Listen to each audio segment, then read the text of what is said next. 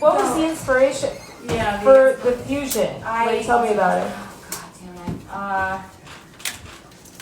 Well, so like poetry, right? Where what's art? It's like symbolic thought is the hill down from which all shit rolls, and that's kind of where we go with comedy, so poetry, painting, or sculpture, music. It's the path of least resistance. If you have that channel, then you're going to make a thing, and you want to explore it, and you want it to be the biggest and best of the thing that it is. And that's not what I'm doing, clearly. But I gotta try different shit that's interesting to me. And so, someone put a looper in front of me a couple years ago, and I immediately knew what I wanted to do with it.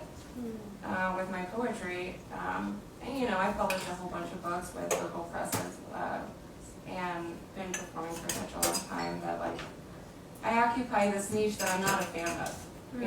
The poetry niche? Well, the white lady, middle-aged kind of poetry niche is not great. It's not a good look. No.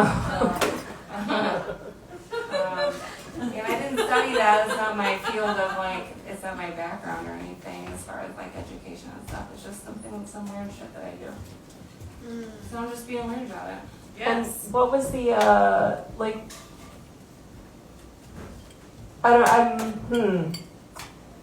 where's it going?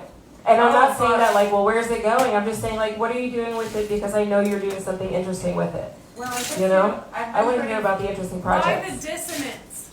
Do what? Why so much dissonance? The question was why the dissonance? I feel like what I'm doing vivifies a piece of the process and making the poem that isn't normally available to the audience. It's unsettling. It's fucked up sometimes. Yeah. And not all of it is super abrasive. There's some that's actually very sweet. And I don't know why those are the pieces that I chose, but it's great. I love to see the reactions. I genuinely the same thing. I genuinely enjoyed every bit of that, and there might have